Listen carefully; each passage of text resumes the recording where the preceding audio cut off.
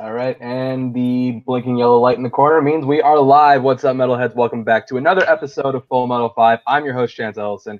And with the release of A Star is Born, which I'm actually seeing tonight and I'm super excited about, we are doing the top 5 best directorial debuts because I refuse to do anything about Venom, despite the fact that after the reviews, I'm also really looking forward to that also.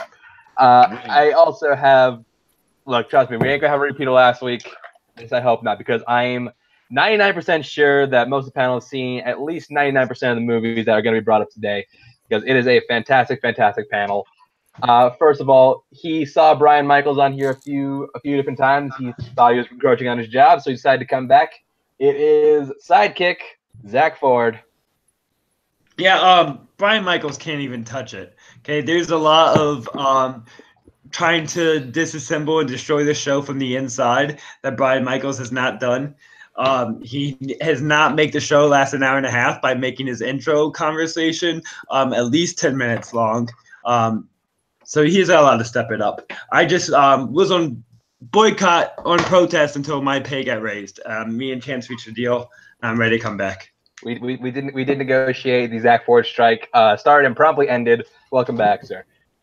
Next to him, he's one of the resident Mr. No's on this show, but he really insisted on being on this episode.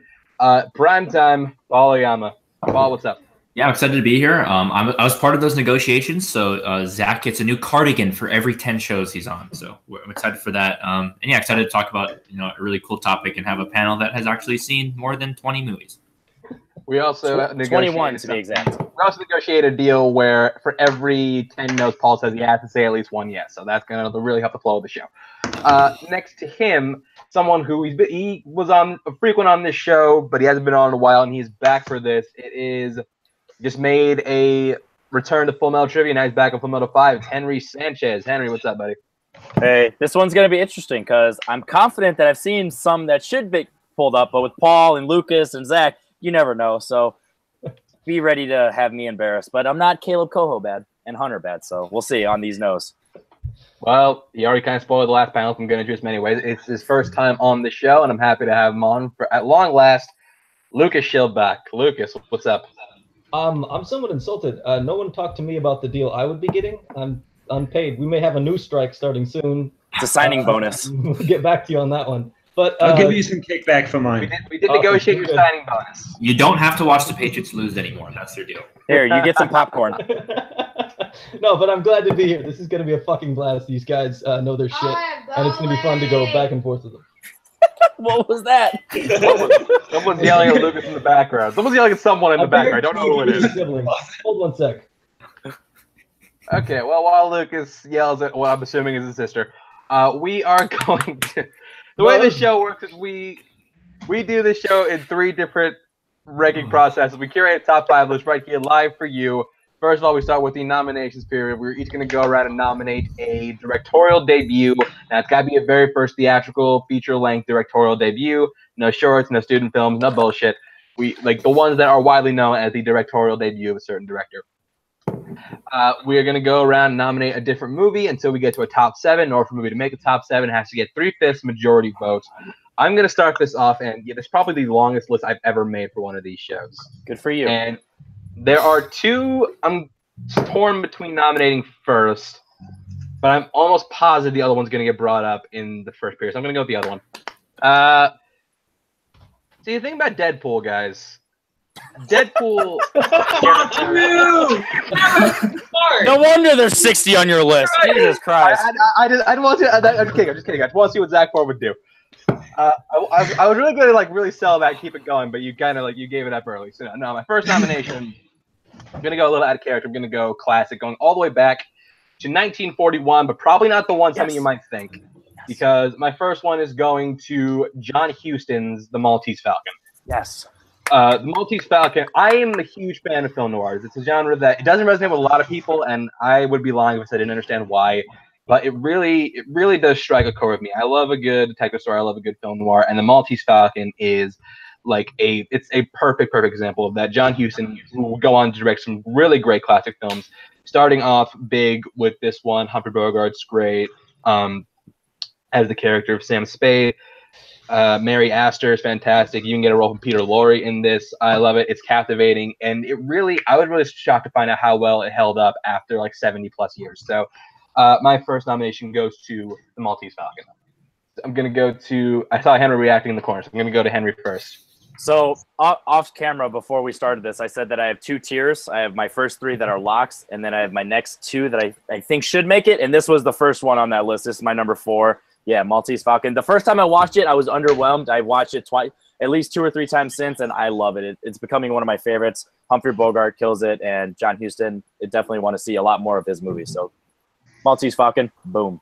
And Peter Lorre, always good. Yes, I'm gonna go to Zach. I just want to say, in an alternate universe, if we were doing last week's topic and this last week's cast was doing this week's topic, Deadpool would probably be in the top 3. It's very possible. Let's be grateful. It's more likely probable. Let's see how many insults we can give to Nico and Caleb by the end of this Ooh, episode. last week. Okay. Ryan does not get to avoid that shade either. He brought up Rock and Doodle.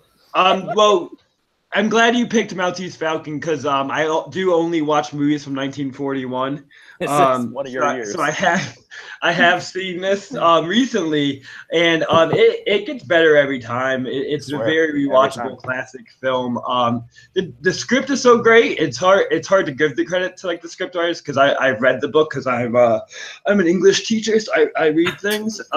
And it's a very, very, very faithful. I don't masturbate because I'm an English teacher. What is that? Okay. Enough with the career hand job, Zach. Give us your vote. I don't read the I'm an English teacher. To turn myself on. That's not my. Yes, move on before I get myself in trouble. So is that a yes? Yes. Okay, cool. After all that, I like the round. I gotta kind of like decipher. So that's a yes. Maltese Falcon is the first movie to make our top 7. Paul, Lucas, you guys did not get votes. So Paul, what would you say about Maltese Falcon?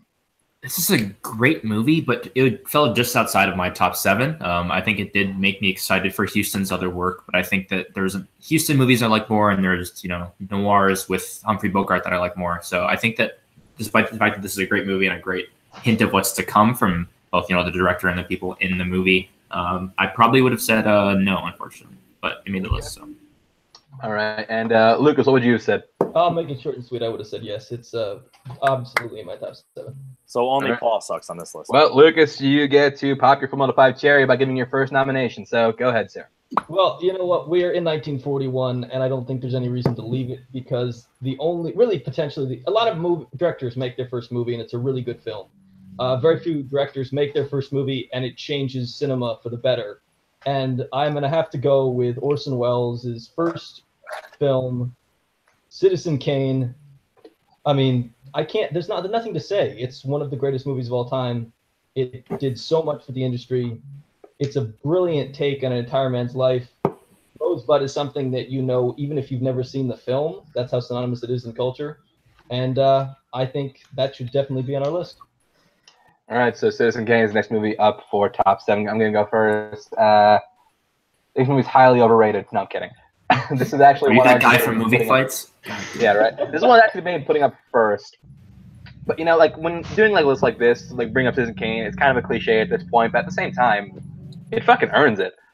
Citizen Kane, it does. Orson Welles coming and striking hard on his first movie, with a film that, like you said, it changes. It literally changed the game. There's so many ways he shoots things, way he edits the film that just really push it over the edge, and it really, really does stand the test of time. So, so much so that it's really influenced a lot of great movies that I'm pretty sure become classic in the future. So, I love Citizen Kane, and I would definitely put it on top 7. Going to Paul. Yeah, I don't know if there's a Full Metal 5 that Citizen Kane's eligible for that it doesn't deserve to make. I think this is kind of what movie making is at its finest. This literally created 15 to 20 camera techniques that have been used over and over and over again in film today. I think that it's sort of underappreciated how groundbreaking the way that this movie was constructed was when it was made in 1941. But yeah, I mean, not even just the direction, but the performance by Wells as well. Jedediah Leland played great by Joseph Cotton. For those paying attention at home. But yeah, this overall incredible movie. I mean, there's not really a ton of new things for me to say about Citizen Kane, but it is the Citizen Kane of directorial debuts. Ah, he stole my line. The Citizen Kane of Citizen Kanes. That is Citizen Kane. That means there's the second movie to make a spot on top 7. Henry, what would you have said? Well, I don't really want to say much about it because go ahead, Confidential Cinema and Top 100 when those pop up, and we'll talk about it one day in the future, so you hear me there. But yes, I would have said yes. This is my number 1 on my list. Henry plugs Confidential Cinema. Yeah. Also, Ash, you just change that asterisk if it gets published. So, calm down. We have 6 episodes recorded. I'm just waiting. Don't worry. 2020, my first episode. I've been on many a show with you that were recorded that were never published. So. I'll believe what I see. It's like the Dark Tower. It's going to be buried. Channel is like the Dark Tower of YouTube series. Like, I will not believe it out until I actually watch it. So, going to Zach next. Zach, what would you have said about Citizen Kane? Well, first at my funeral, I want Henry to just go dig through the vault and play the all unaired footage of us on camera. And that would be my celebration of my forgotten work. It's a year-long funeral. Yeah. We got time. I also, to refute Paul, I do say when we're in like episode 725 of Full Metal 5 and we're digging for topics and we do best opera performances within a movie, Citizen Kane is eligible. We'll probably not make it. Just pulling that one out. That's very true. That is very true. I actually like her performance. We'll see what panel we have on for that. That's a crop to opera perperformances. I like it. Well, I would have said yes. More out of respect than my like utter enjoyment of the movie. I feel like it's a movie I watch the most for enjoying the least because I think the way to enjoy it is not out of like typical like rewatchable fare, but more the analysis of its craft and that which makes it something worth returning to more than something that you want to watch on a sick day. Yeah. Right. So I would have said yes. But Zach, you get the right movie won 1941. How Green Is My Valley? Better film. Shut up. Your face. Okay. You know what? Just for that, going to Henry. No, okay. Zach, going to you for your first nomination. So I keep trying to figure out my strategy for the shows, whether I should go on the ones that probably won't get in right at the beginning or just get the obvious ones out of the way. Why but not? I'm going to go. 32 obvious ones on the list. Yeah, there's 2 obvious ones on the list. This one could be obvious based on the respect that you guys have for it. But I'm going to go with a director who I'm not a huge fan of his modern work, but was like kicking ass in the 70s. And that's Terrence Malick's Badlands. This is back when Terrence Malick had a little more of a typical narrative structure before it became completely game poetic shit out of his ass. Before he got to a point where he could film everything, so he decides to film nothing. Yes, before he became that, he actually decided that he liked stories and still had all the the beautiful cinematography and the kind of poetic voiceovers. There in Badlands, I think it's a crime romance drama, but in a unique kind of spin to it, without it really having like a thriller or suspense vibe that most people want from the crime thrillers. I'm just blabbing and making no sense. So I'm Badlands. Vote for it. Sissy Spacek, comeback of the year, by the way. She's having a big year. Okay, so Terrence Malick's Badlands is up for top 7. Going to go to Lucas first. I love Terrence Malick, but I hate to have to do this. I've never seen Badlands. Basically every recent movie except for Night of Cups. So I have to vote. Oh, you're missing out, man. You're really missing out on Night of Cups. I'm shocked you've seen Song to Song, but not Badlands. Here's where I stop you right there, Chance. Song to Song is good. I like Song to Song. God, I hate that film. Going to Henry. You didn't get a vote last time. Jinx, you owe me a Coke. I haven't seen it either. I actually haven't seen a single Terrence Malick film. So I thought it's on my demand right now.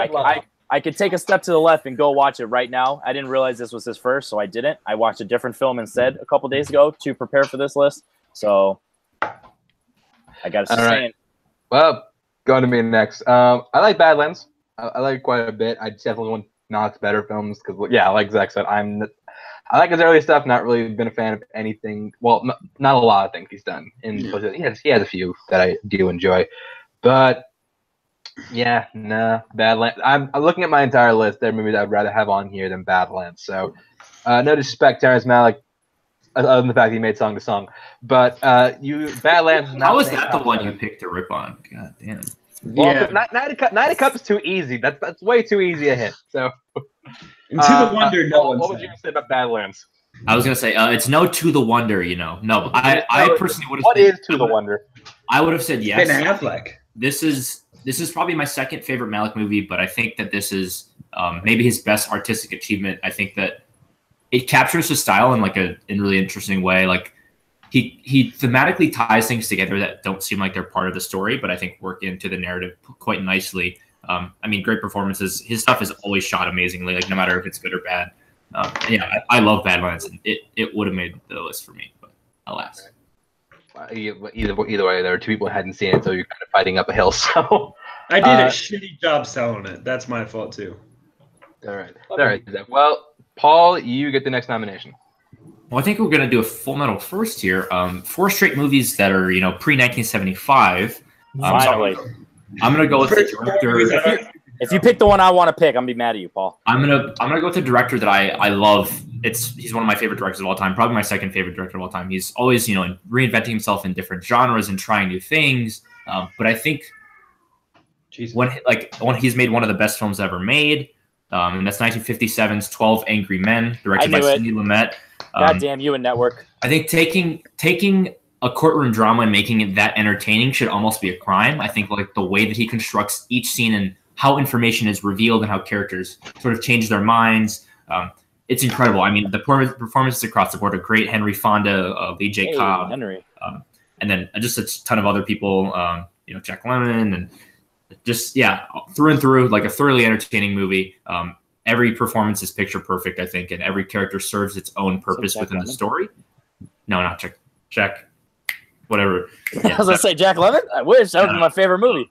And then, but yeah, I think that the way that the movie's written is incredible. I think it's paced perfectly, and it's shot really inventively for being something set in one room. So I think that 12 Angry Men, one of the best movies ever made, the best courtroom drama ever made, and my nomination.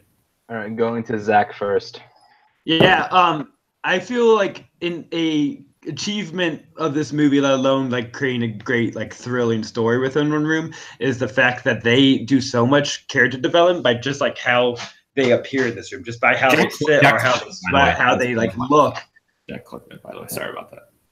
I feel like all 12 men are fully fleshed characters in the way they talk, the way they're moving, and their ideas, and that's what I think helps it be such an engaging story, because you can see these as real characters you care about. And so I'm a yes with 12 Angry Men. I'm gonna go to Lucas. Famously lost a perfect game in trivia because of 12 Angry Men. No. But I'm not going to hold that against the film because it's fucking Famously, yes. Thank you, Paul. No, it's fucking great. Everything Paul said is correct. It's a fantastic movie. It's perfectly casted. They made a movie shot in one room be more engaging than a movie with fight scenes. It's brilliant. Fuck yes, I'll absolutely vote 12 Angry Men. I don't know what the hell fights need to do with anything in this argument, but okay. 12 Angry Men. 12 Angry Men. Each want to go to the game. Yeah, so going to me, this was the other one I was debating throwing up. I didn't do it because I knew someone else would bring it up anyways. Because 12 Angry Men, it's fantastic, and there's nothing really I can add to the conversation that you guys already said. Great movie, Sidney Lumet's first film, also definitely one of the best, definitely top 3. Henry, what would you say about 12 Angry Men? It was between this and Citizen Kane to be my number 1, and just out of respect, I had Citizen Kane number 1 on my list, but out of the two, my personal favorite is 12 Angry Men, so, for sure. All right, well, Henry, you get to round us out with your first nomination. See, this one's tough, because there's one that personally I want to pick, but knowing the panel, I don't know. And then there's a couple that there's one I want to say.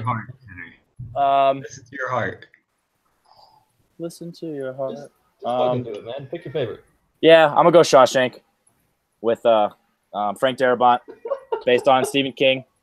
I know. Yeah, whatever, dude. Shawshank's great. That's not where I thought you were going. Sorry. No, that's not where I thought you were going either. I knew that's where you were going because I know you, Henry. So with Shawshank, the only reason that I'm hesitant on it is just because Darabont hasn't done that many movies.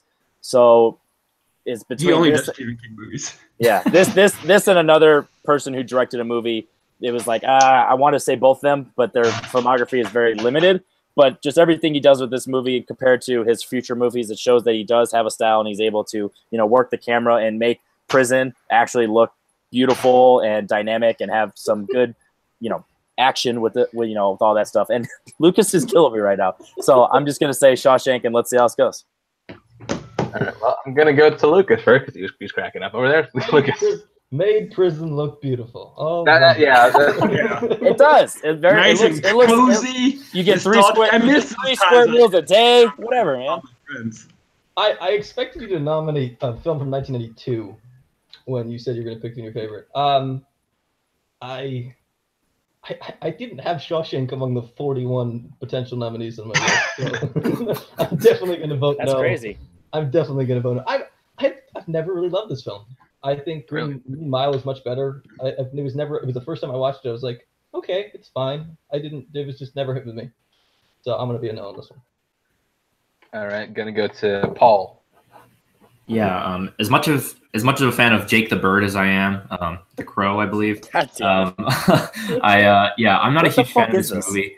I've never really connected to Andy Dufresne as a character. I think there's some sort of I don't know. There's something lost in translation where I just don't buy the pathos. He had to go to prison to become a crook. That he's going. I just don't buy the pathos that they're going for with this character. I think overall the journey is good. The movie, I would not say this movie is bad by any means. It's definitely competently directed. It's well acted, but I think it just lacks the emotion that it's going for. I really hate the ending. Like them on the beach is really just not necessary at all. So while I think that Morgan Freeman is good and generally speaking the movie is well paced and well directed, I think that it's just not that special of a movie, and there's so many movies that I love more than this that are directorial debuts. So yeah, I'm not just saying no. And going to Zach. Busy Googling facts about it so I don't sound like a dumb shit. I knew this would come up because I know Henry loves this movie, and this is when I realized I am around you guys on computers way too often because I predicted it would be a 2-2 vote, and Lucas is the only one that's a wild card for me that I don't know everything that they like about life in general. Because Shawshank, I agree with Paul. It's like Andy Dufresne is just not an interesting character. They picked the wrong character to really follow. I just care about Brooks, any old man with hiding little pets. That gets my heart. That's the story I need. Suicidal sad men. The movie. The movie. Okay. Zach Foreman. I would have been a no. It's uncomfortably warm. The prison movie should not be that cozy. They have sweet, fond nostalgia for those fine days of 1940s prisons. So I would know. Something you want to tell us, Zach? I have words. There's a joke. his last in the joint. Guys, it's a long. I haven't done a show when I actually worked in a long while. Wisconsin's children are in good hands, kids. That's their. He's an English teacher, folks. I want all portrayals of prison to be like that one episode of Fat Albert. That's what Zach Ford wants. So, that's a no for Shawshank Redemption, but I'll say some positive stuff because I actually would have given it a yes. It was on my list. I absolutely love Shawshank. It's one of my favorite films of all time. I'm still baffled how that lost to the utter trash that is Forrest Gump. We can agree on that. We can agree on that. We can go for hours on why that film sucks, but I think this is a well-directed, very, very well-acted film. Morgan Freeman and both Tim Robbins are both fantastic. Samuel Norton's amazing in this film. The guy who plays him, I can't think of his name right now. Tip my tongue. I just can't get it. With the Cobra. Yeah, I think it has a tone that, despite being in a prison, it's not the fact that the prison feels warm. It's the fact that, it's one person's struggle to just not lose hope, not give in to a system that's really doing everything it can to break him, that I really just empathize with in this movie. So I think it's like adult college. Adult college. Trust me. If you want to feel warm, I'm sure the sisters can help you out with that one. Oh yeah, no, especially adult college where you're gonna swallow really whatever I give you to swallow. Right, that's easy. Come back to me. So we've come back to me, and we've covered a wide base of decades. I'm going to go something a little more modern with a movie that I will I would, if you asked me to, I would defend this as the best directorial debut of the decade. I know it's a bold statement, but that's just how I feel about it. And I'm going with Ryan Coogler for Fruitvale Station. Fruitvale Station, Ryan Coogler was a filmmaker, a super young dude who just came out of nowhere and just showed like, okay, I'm here. This is what I can do. He really tackled some really dense, really heavy, really just like not great to talk, not fun to talk about, not fun to speak about subject matter, and he really tackled it in a poignant way that wasn't being like too preachy. Michael B. Jordan is absolutely phenomenal in this film. Like it's pretty much introduces that magic that is Michael B. Jordan plus Ryan Coogler. I think he really should have been nominated for an Oscar for his performance, although I say that every time he's in a Ryan Coogler movie. I thought he was absolutely fantastic. He really showed what he can do. And it takes you to this whole just wide go of emotion, a wide like go of story. And it just really takes you, it really puts you through the gauntlet in the best way. It's not the easiest movie of the decade to watch, but I think it's definitely one of the best. And it was definitely my favorite the year it came out. So I'm going with Fruitvale Station.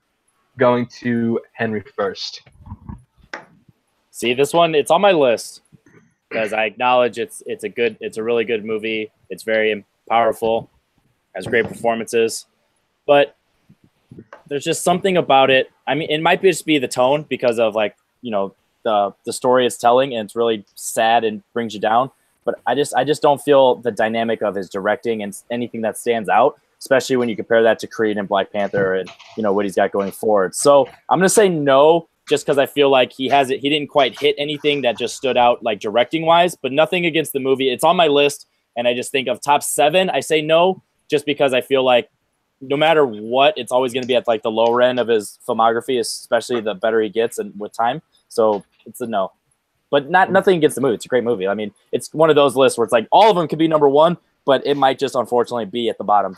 There's a lot that could not be number 1. All right. Well, I'm really trying to push White Gale. Zach, if you say no, you hate black people. What do you say to the Fruitvale Station? I don't want to like defend myself because then that make me sound like I have more white fragility. So we're just gonna move on. No. Now I fucking messed up my whole train of thought. I had all my jokes planned, and now they're all down the hole. All his jokes again. Telling jokes about a guy getting killed. Nice. Yeah, no. Based on a true story. That's my material. Good thing you're not a history teacher. Well, so Fruitvale Station was on my my long list, my brainstorm list. But I to get into my mindset, I have 11 movies plus anything I forgot that I like that I will say yes to. And not the dumbasses. I go, it's not on my top 7. How can I possibly say yes? But it's not my top 11. How can I possibly say yes? God damn you! So it's a no. All right, fine. Going to the only other colored person on the panel. Paul, help me out. Oh man, this is a lot of pressure here. You're putting me under. I do love this movie. I think there's something about it that captures a really raw aspect of humanity that I think a lot of other real life movies don't. I think that the fact that it doesn't go to over dramatize his life, it shows him going to the store and buying some crab legs for his mom, and I think showing that day to day and then how jarring it is when he's sort of taken out of that, I think, is what makes the ending such a gut punch. Whenever I watch this movie, every time at the end when he whispers he's like, I got a daughter, that always breaks me. Oh man.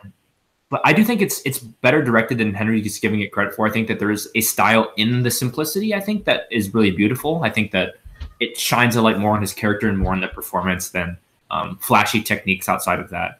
So even though I think it's just outside of my personal top 7, it's such a fantastic movie by a director that I think all of us would just love to see more of, that I think I'm going to give Fruitvale Station a yes and put Lucas in even more of a pressure situation.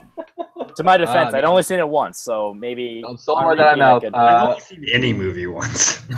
This is all true. right, and, going to Lucas. Lucas, you're vote. As a fan of the last baseball team to integrate 1956 Bumpsy Green, I feel like the world is looking at me right now. Don't worry. It's just 9 people. 9 people in the chat. It's just 9 people in the chat. I got 8, so even better. No bounds. So here's the honest fact. I really like this movie. If this movie was the last 10 minutes of this are like amazing. I don't love the beginning stuff as much. And when it comes down to it, it's definitely on the list I considered. It's in my 41. It's probably about 25. So I'm going to say no because it's a great movie. Everyone should go watch it, but it's not high enough for me to vote for. It's not in his top 7. Well, Whitey shut us down again because Fruitvale Station does not. It's just like when Black Panther was nominated in on the Marvel Popular episode. This is why Black Panther's going to be nominated for Best Picture this year. Go Popular go, vote. Lucas. Your turn to nominate. Yeah, your turn. My Lucas. turn. Oh, okay. So I have a big question. Driving Miss Daisy. Okay. Don't do anything. The Legend of Bagger Vance. Was Birth of a Nation D.W. Griffith's first movie? Jesus. No, I'm not gonna nominate that. So I'm gonna jump past like some of the ones I have a little higher and pick one that, from a personal perspective, holds a lot of weight with me, and that is 1996's Hard Eight, the directorial debut of the man I consider the best working director today, Paul Thomas Anderson. You watch this movie and you see the style that he's going to use in every movie from then on. It is utterly fantastic. This guy was a fully formed director from day one, and it is one of the most impressive grasp of tone and style for a director that they would continue on in this series, starting from the beginning. Hard Eight, please vote for it, unless you like hate me because I just voted on the movie with Black.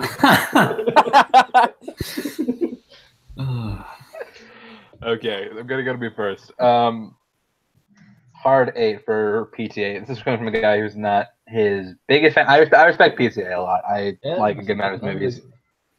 Hold on. Hard Eight's good. Hard Eight's good. It's, I think, middle of the road PTA. That's because he's gonna do much stronger work. So I'm gonna edge slightly towards no on Hard Eight, even though I do think it's a good film. I just don't think it's top 7.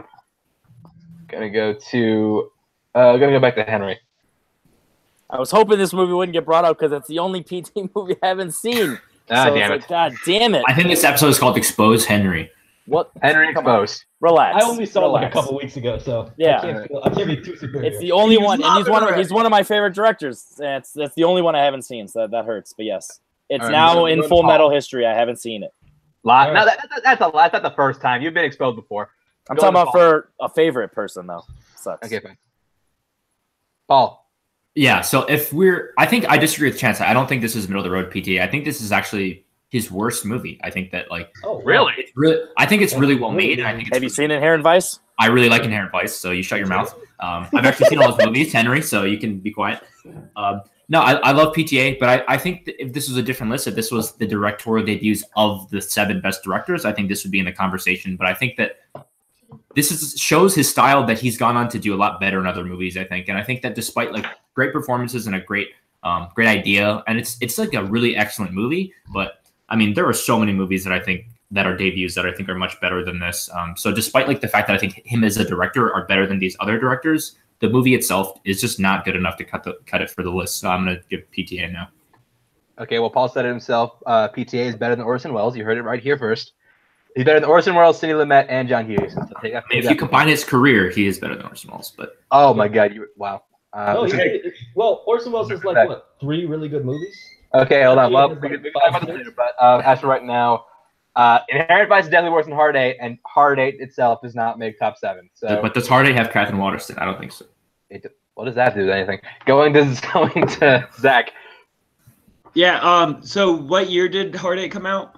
96. 96. Oh, so not He hasn't seen it. 1991. So Or 2000. Or 1967. Or 67. Those are the only 3 years I've seen any movies from. So no. All right. I will admit, I did not expect that to get on. I just felt, as one of the world's biggest PTA fans, I had to know. All right, we're going to Zach next. I promise you this was going to be my next, and I'm not just trying to pander to the guilt that we were trying to be made felt God 2 damn it. things ago. But I'm going to pick a director that is really back in the kind of cultural zenith now. For good purposes. In a movie I realized I have a much more respect for than I thought than other people do. Even I thought this was shared, but I really, really enjoy She's Gotta Have It by Spike Lee. I think it is one of his more fun films. It's definitely his least, like politically forceful film. I think there's still some text to it, but not as heavy as the other stuff. I think it's Spike Lee's best performance on screen. I think it's a better performance than he gives in Do the Right Thing. It's just super kind of odd and engaging and a very unique character. I think Do the Right Thing is a better movie. Spike Lee's performance is better, I think, and She's Gotta Have It. And I think there's still, you see a lot of unique kind of narrative touches and camera touches by Spike Lee that shows a lot of promise for the future, whether it's between the kind of interviews that they do for all the characters. It's not the word for it, but there's like to the camera, first person point of view discussions, and then also just like he stops kind of in the middle for just kind of like dance scene that it seems a little dreamlike, and that's a really kind of beautiful just midpoint of it. And I think it's a unique film for that time and really showed that this director had a bright touch, and it's one of my top 3 Spike Lee films too. So it's not just the first by a director I like. Wow, that's a very bold statement. So color folks are at it again. Spike Lee for She's Gotta Have It is up for top 7. So I'm gonna go to Lucas first. So I'm racist, guys. Half a minute at this point. I've never seen this movie. So you are racist. I am definitely racist. I will vote no on this. Voting not only has he not seen it, he's voting no. He's been spite of the fact that he hasn't seen it. So racist convention. Going to I believe someone else hasn't seen it. Going to Henry. Since Lucas admitted he hadn't seen it first, I don't have to lie like I was planning on it right now. I don't know if you saw me rehearsing my lines a minute ago. So yes, I can verbally admit I have not seen it because I was going to talk about, since Black Klansman came out, I just got done watching a bunch of Spike Lee movies. I only saw it once, so I don't remember it. Nothing stood out. No, I'm going to go no because I have not seen it either. I told you, I'm a good bullshitter. See me in debates. Keep an ear out for the future when Henry uses that specific phrase. So Henry just admitted that he's never actually seen any movie except for Shawshank, and he's just been bullshitting every single one. It's like the entire time. You want to see how good Henry and want to know how good Henry is debating?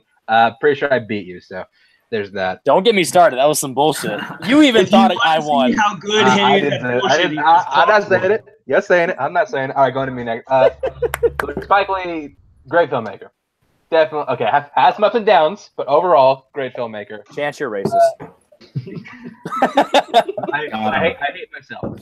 So going to me. I'm sorry, I was already at me, but you just gotta have it, bro. Yeah. Bottom line, it's a no. I feel like She's Gotta Have It as a middle of the road Spike. Well, not middle of the road. It's lower upper echelon Spike. If that makes any sense. It's pretty good and really, film, and that means a lot. It really like show what Spike Lee can do as a beginning. I won't disagree as maybe his best performance on screen, but I definitely think this wasn't like the coming out party for Spike that it was supposed to be, and that sounds very wrong. But it wasn't like the I Am Arrived. That comes a later film, so that's good enough for She's Gotta Have It. And going, so that doesn't make it, and I'm going to the biggest Spike Lee fan on the panel here. Paul, what would you say about She's Gotta Have It? Yeah, I know. I do think it's middle of the road Spike Lee. I think that it's an interesting work, and it's very easily digestible, but I don't think it's as thematically dense, I think, and it's not why Spike Lee's great. I think that's sort of also takes away from it as a debut. Like some of the panelists has that as part of their criteria. But yeah, I mean, it's a breeze to watch. It's really entertaining, but I don't think it really is even going to be near cutting the list. I mean, if I didn't have the Maltese Falcon on, then yeah, She's Gotta Have It. It's going to be a no for me, dog. Well, Lucas may be a racist, but that's none of his business. We're going to you, Paul.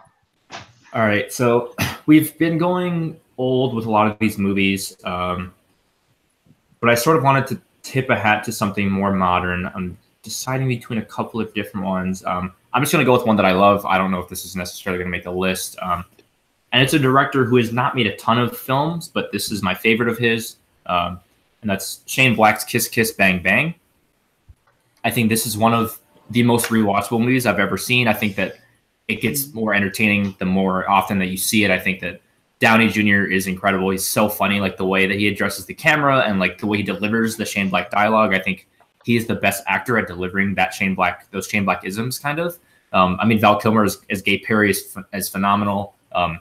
Sean Monahan in that Santa hat is something else as well. But yeah, just a thoroughly entertaining movie. great characters, and it's actually, I think, a lot more like clever, I think, in its construction, not just in its dialogue, than it's given credit for. I think the way that it presents, flashbacks and things out of sequence, and the way that it breaks the fourth wall is really inventive, and I think is a lot of the reasons that I like Shane Black. So Kiss Kiss Bang Bang is my nomination. The director of The Predator shows up on the show, so we're not gonna hold that against you, Shane.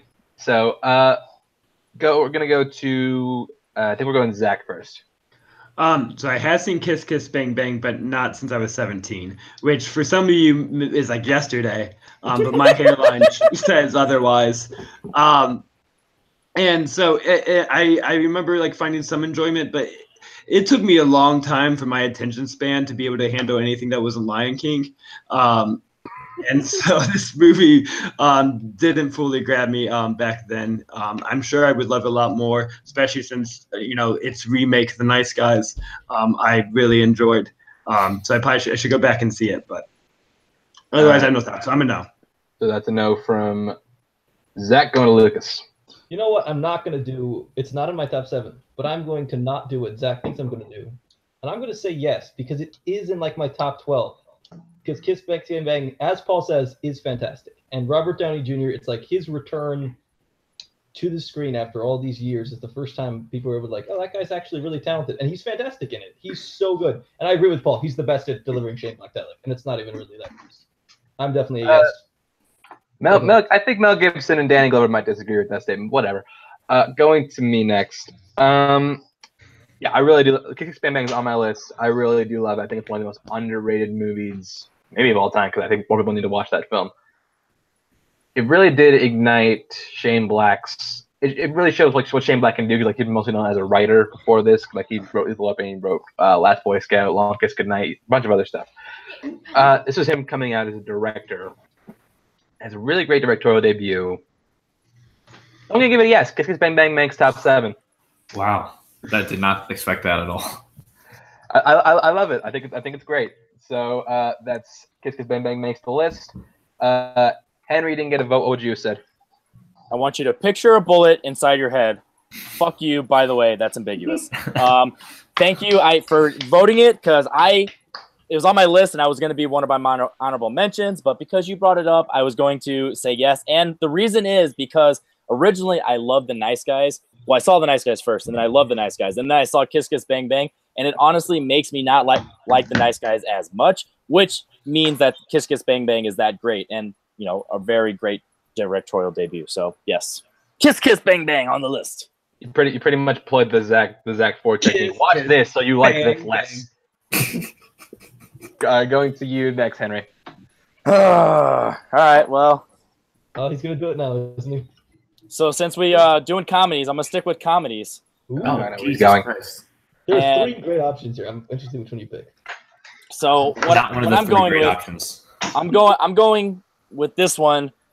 Oh. If it gets shut down just because it's not necessarily the director here, it's more the crew, I'll understand. But I'm going to go Monty Python and the Holy Grail. I really think Terry Gilliam showed that he has. Terry, it's a 2 Terry. Terry Gilliam. Well, I'm going to go Terry Gilliam's part, They're both directorial. You got to nominate them both. You got to put them up both. Well, I'm nominating Monty Python Holy Grail, so it doesn't matter. Okay, fine. Keep going. That's my point. My point is though, because Terry Gilliam is the name I'm throwing out there, emphasizing. But I think the crew is the thing you should think of. But I think it's directed very well, and it has smart choices, with the budgets and all that stuff, with the writer and then the dragon chasing them and all that type of stuff. And I think it's fun, and it has the best cute little bunny rabbit ever. So. Going to Paul first. Monty Python the Holy Grail. Does it make top 7? Damn it. Okay, this is not one that I really had given much thought to. But this is a fucking excellent movie, and it's incredibly quotable. It's a great movie, but I'm gonna pray that the other panelists make the decision for me. I'm gonna say no for Monty Python and the Holy Grail. All right, I'm gonna go to Zach. Yeah, it's one I just completely forgot about. So Henry's the best at digging through the barrels of first-time directors that he keeps in his back of the house. So it's a great movie. It's really funny. It's probably the most rewatchable. I think it's of all the movies we picked, I feel like this movie resembles the least what the director went on to do. It's the most like different, and I think just his, I think freedom of style, and probably like a bigger budget has increased as his career develops. So that opened up for his unique touch to come out more, because he still was kind of combined by making it a Monty Python style movie. So it was Terry Gilliam and Graham Chapman and John Cleese and all of them guys. Yeah, I'm just Terry on normal words. And he is Terry Gilliam in compromise with the other, Monty Python members. He didn't have like full say. But it still does have a lot of, creative visual touches throughout it. And that shows his director's touch and what he could have been. So I'm a yes, yeah. All right, going to Lucas. So just to clarify for anyone who's watching, the movie's co-directed by Terry Gilliam and Terry Jones, who are both first-time directors in the project. Yeah. Thank you, Wikipedia. Well, I already had that written down. IMDb. I had that written down hours ago. I am somewhat similar to Paul in my thinking. And I love this movie, first off. That's the first thing I'm saying. The second thing is, I don't think of this as a director's movie. I think of this as a Python's movie. And I know they credited those two as directors, but if you watched interviews with them, it's very clear that Palin and Cleese definitely had a lot to say, as did Chapman in this movie. And I'm going to vote no, because I don't. If we're talking about as a directorial debut, I don't look at this as a directorial debut, because it was like 5 different people making the decisions on this movie. So it's guys doing a bunch of funny bits. Honestly, that's what really the movie is. Well, okay, I'll Lucas and Paul don't like to laugh in that regards, because you had Terry, the two Terrys who were also in a lot of the sketches. Someone had to take over. Somebody had to step in. And since Gilliam's a good director, let's just assume it was him. Yes, like they are. You have to assume these guys are the 2 main directors. And two Terrys who, like Zach said, will go on to do very, very different work. But honestly, it's very reminiscent of work, especially for Terry Gilliam, of work he would do later in his career. He'd do a really good job tackling that surrealist nature. This was definitely one of the ones I thought about. I think it is one of the best comedies of all time. It's a movie that no matter how many times I watch it, I'll always just watch it and laugh. And I'll give it a yes. Monty Python on the Holy Grail makes up 7.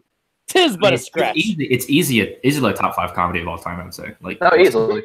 It's a great comedy. Absolutely. All right, we come back to me.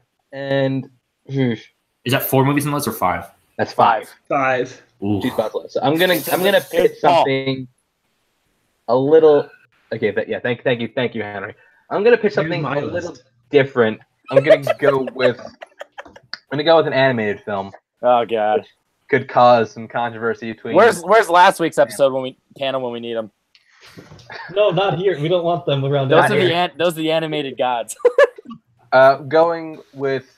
How to Train Your Dragon. I think I get some size, but I think you want to talk about Citizen Kane changing the game. This changed the game for animated film. I'm going with Toy Story. Snow White. What came out in '95, and this literally the change the landscape of animated film, change the landscape of filmmaking. Period. This is the first film to come out, as everyone knows, first to come out to do a film entirely animated by computers, and it was really came out and show what Pixar can do. And this was before everything became a Pixar. This was really a direction to say John Lasseter film. You really, especially when watching his later films, you can really feel his touch in this. You can it also has the benefit of a really great script. It was the first animated film to be nominated for Best Original Screenplay. Had some really great writers attached to this, including no bullshit, one of the guy who tricked Bill Murray into doing Garfield. So I absolutely love this film. It's a personal pick. It's one of my favorites of all time. I can understand why it might not get on, but I think this really showcased the very first of men who would become an animation giant before he kind of wrecked his own career. But regardless of what he went on to do, he still. Why would you remind us of that? Why would you remind us all of that? I'm sorry. You can't do it. It's you can't close your eyes and pretend it didn't happen. But regardless, Toy Story is a great film, and so I'm throwing that up for my nomination. Going to Henry. This one's tough. This one's tough because you think of it changed the game for animation style, but it's still, you know, animation. You know, there's still the general base of what you go about. It's Whereas still a cartoon. So yeah, that's what I'm saying. So as far as like dynamic and like stepping up like directorial, I feel like it didn't have that style as much. I feel like it's more, you know, basic on that, especially compared to Toy Story 2 and 3 and other Pixar movies. So I'm gonna go no, just because I feel like it lacks a little bit as far as like that oomph that you would want from like a debut, especially compared. There's so many Pixar movies to compare it to, and specifically Toy Story, that I feel like there's just something missing. Similar to like what I said with the Fruitvale Station, like it's great on its own right, and it's a great movie and it's a great debut, but I don't think it's one of the best. So I'm gonna go no. All right, going to Zach. So Toy Story is my second favorite Pixar movie after WALL-E, and but it is a thing that, even though Toy Story is this landmark film, I love the movie. And aside from John Lasseter's, you know, horrible behavior and workplace behavior, he's also, I feel like, one of the worst Pixar directors. He's, at least with what he's went on to do, aside from Toy Story, he was 3 in 1 and 1. He got very self-indulgent in his choices in his story making. Also pretty self-indulgent in his life choices. But like I'm not rewarding him because this is a show that 20 people watch, so it doesn't really reward anyone. But the movie, you know, is a landmark and a special part of my childhood. And there's so many other people. There's like a jillion people that worked on this. It's not his doing that made this, you know, only his doing that made this film the special thing it was. So Toy Story deserves to be recognized. And so Toy Story, I say yes. All right, going to Paul. Yeah, Toy Story is not a top 10 Pixar movie for me. It's a really, really well-made movie, and I think it's really important in the history of animation, but I just don't have the love for it, I guess, that other people do. I find Toy Story 3 to be a much, much better effort. Because you weren't alive. It's not fault, but I hate Toy Story 2, by the way. Toy Story 2 is awful. Jesus Christ. But you anyway, like the remake Toy Story 3. Never mind. But anyway, aside from the bird chirping there in the background, yeah, I'm going to give this a no. I just don't think that its direction is what makes it great. I think that it's a lot of to do with the animation and, you know, not the direction. And yeah, overall, I just don't think the movie's very like excellent. So it's You still need to direct animators. Excellent. And the voice actors. It's much different. It's a much different process. But either way, it doesn't matter. Yeah, it would have been a no matter what. It's a no for that studio debut. So I love Toy Story. I do think Toy Story 3 is better. And honestly, I have a much more simplistic argument for why I'm voting no, and that's because it's just not high enough on my list with only 2 spots left. It's that simple. It's if I've got 2 spots left, if I have more than 5 movies I'd rather fill the spot, I'm definitely going to vote no. You can tell you're a newbie. That's a dangerous game to play. You just made this show go for 2 more hours. You're welcome. You're playing a dangerous game, Lucas. I don't like it, but I can't fight you doing it. So, so Toy Story does not make the list, and Lucas, go to you for next nomination.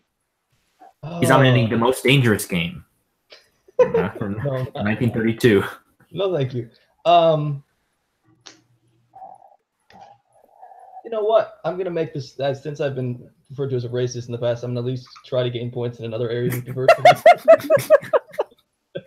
I think it's 2014 saw the directorial debut on one of the best horror movies of the last 10 years, Jennifer Kent's The Babadook, which I was just prove you're not a racist. He's still other demographic, so she's a woman. Oh, a woman. If I'm trying to win, you're kind of Australian as a Yeah, race. so I was like, is she Australian? Yes, she is Australian. Jennifer Kent's The Babadook, fantastic horror movie. Essie Davis is fantastic. That kid is really fucking weird, and I would not want to spend time with. Kicks the shit out of her chair. The kid is arguably scarier than the actual monster in that film. It's a fantastic horror movie. Everyone out there should see it. Vote for The Babadook. The Babadook is up for top 7 with me first. I like this one quite a bit. I think it's a really good movie. I do think there's one horror debut from this decade that's actually better. So I'm gonna edge towards no, even though Babadook is great and people should definitely see it. Henry. Yeah, similar. I'm gonna go no. I really like this movie, but sometimes I feel like the kid is a little annoying, and A little. That's the Yeah. point, dude. yes, but I'm saying as far as I'm talking about like overly annoying, where he's just like screaming, and I don't want to hear True. that. Just let that relate to the mother, not us. And I feel like the director, she could have definitely brought that down a tone, or at least lowered the volume during his scenes. So it didn't happen. So I'm gonna go no, just because I'm not trying to hear that shit. Shut up. All right. Going over to Paul. So yeah, just a quick note. Brian Michaels in the chat has now shit on PTA, Spike Lee, and he said the Babadook is crap, so he's never going to be back on Full Metal 5 ever again. Yeah, it's part of my contract. Me and Paul get to choose who gets Was he the guy who did Cockadoodle-Doo? Like what? No, No, Rockadoodle. He's not who did Rockadoodle. That's Ryan. Rockadoodle, dude. But anyway, the porn version. bringing us back here. The Babadook is an excellent movie. I love the metaphor that the movie serves, the fact that grief is the monster sort of that's haunting her life. Oh, I love it. And I think that, yeah, the son is annoying, but he's kind of supposed to be.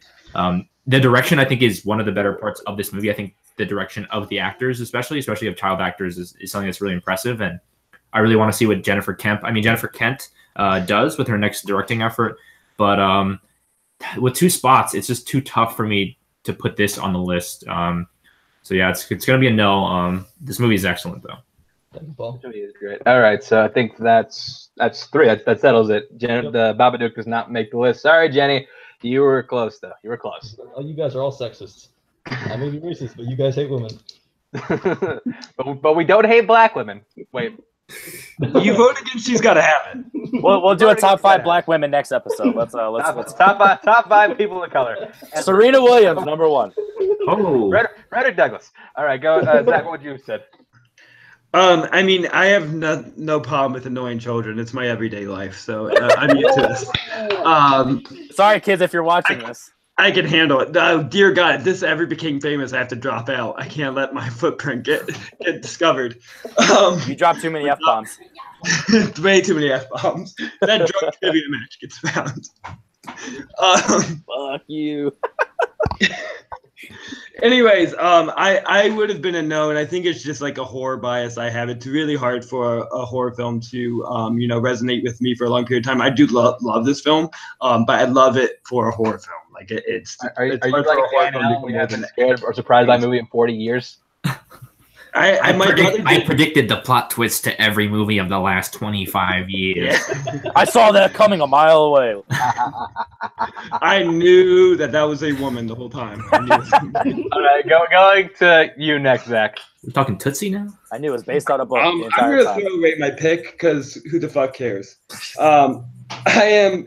I'm picking another director that we haven't seen anything from again yet, and I don't know why because it's been a long time. I don't know why no one is given the money. I think there's a very unique voice and a great imagination that was done on such a low budget. That with a big budget, it's amazing what he could accomplish. But I don't want to. It is Ben Zeitlin's Beast of Southern Wild. I was so close to saying Beast of No Nation. Movies need to have all different words. There's no movies that are allowed to start with the No same movie word. can have the same word. Have to use something else. So Beast of the Southern Wild, it is a poem.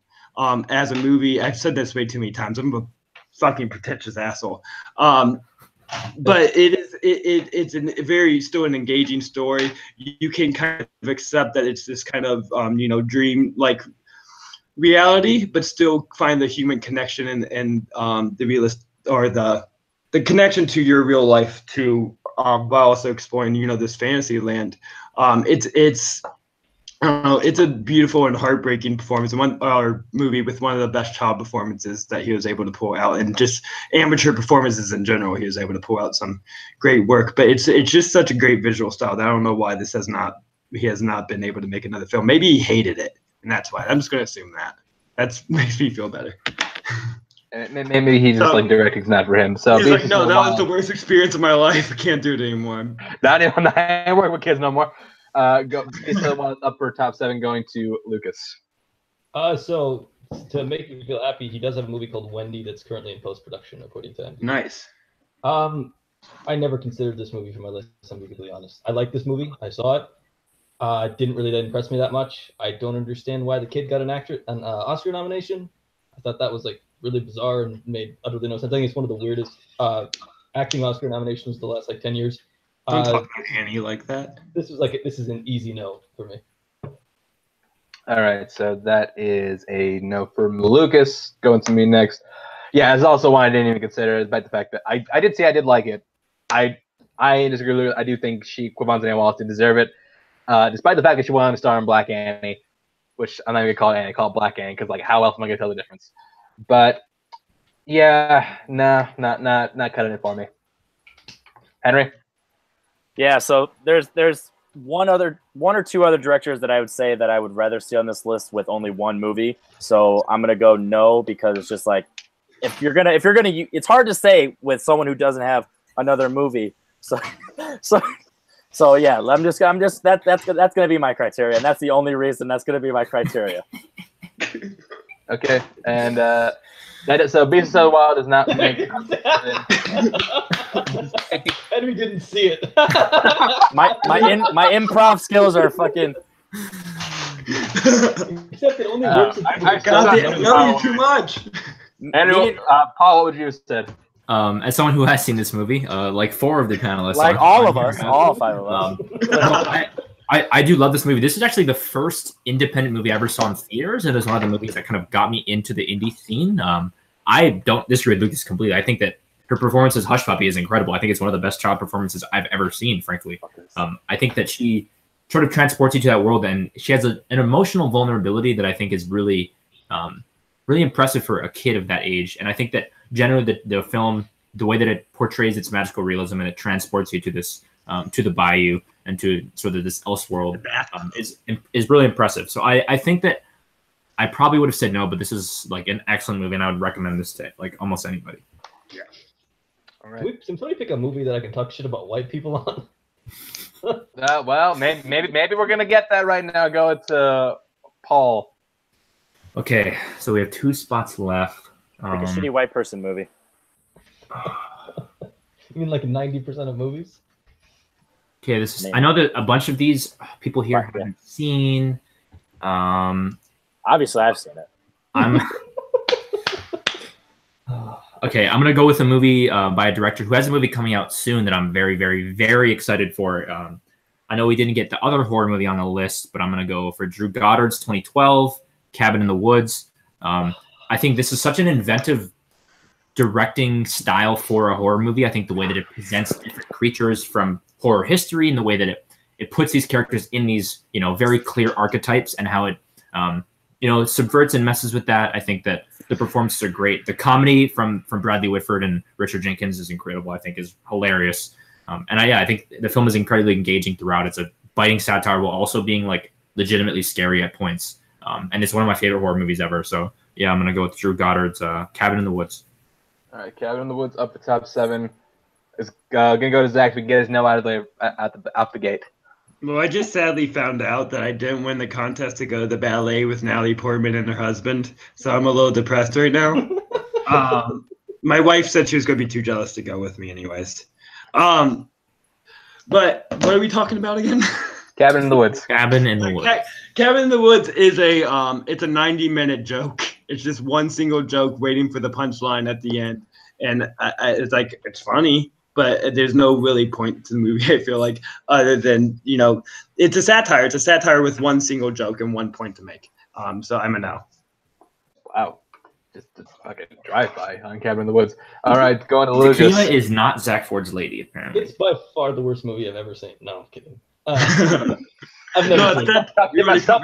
You're only saying that because it has Jesse Williams in it. I think that was a prime moment for me to go into an angry rant. I just wasted my chance. That's true. I haven't seen it, so I'm a no as well. Oh, goddamn. All right, well, going to me as someone who has seen it. This is not the directorial horror debut I was thinking about when I said what I said last time, but I'll give one to you guys anyways because I do love it. I think Zach's very much oversimplifying it. I don't think it's a 90-minute joke. It's a complete deconstruction of the genre of horror as a whole. Like, it's pretty much it is a satire of like all the horror tropes, like why those things happen. It's like a really like inventive like origin story behind those things. I think that was really creative and really well done.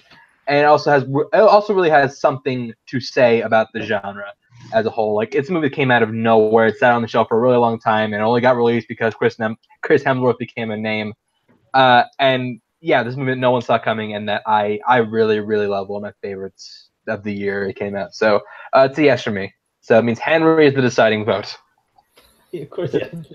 This one's tough because I personally don't love the movie. I like it; it's fine, but I do admit it has a lot of style and it has a point. Like, you know, I disagree with Zach as well. I don't think it's a 90-minute joke. I definitely think it has style and a point. You know, with the stupid stoner kid and the trashy white girl. Let's make out with the what do they call it? A deer when it's the wolf?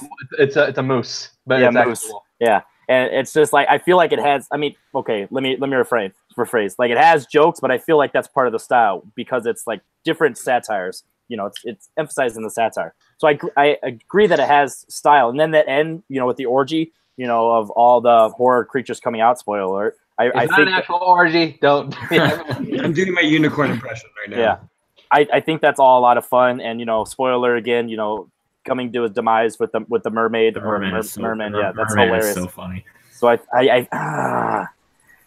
you don't like it, you don't have to say yes. I mean, no, I'm willing. I'm one of those people where you can say yes to something even if you don't like it based on the rules of the show. But I'm gonna go a slight no, even though I almost went and I truly don't love the movie. So the fact that I'm even thinking about it shows a testament that it definitely has style. So I'm rarely, you know, prepared to see El Royale Battle of the Times. You know, not a Coen brother movie, whatever you want to call it. At times, the El Royale is not that hard of a title. I've never seen someone struggle so hard to say no to a movie they don't love. So because it has style, I do give it credit for that.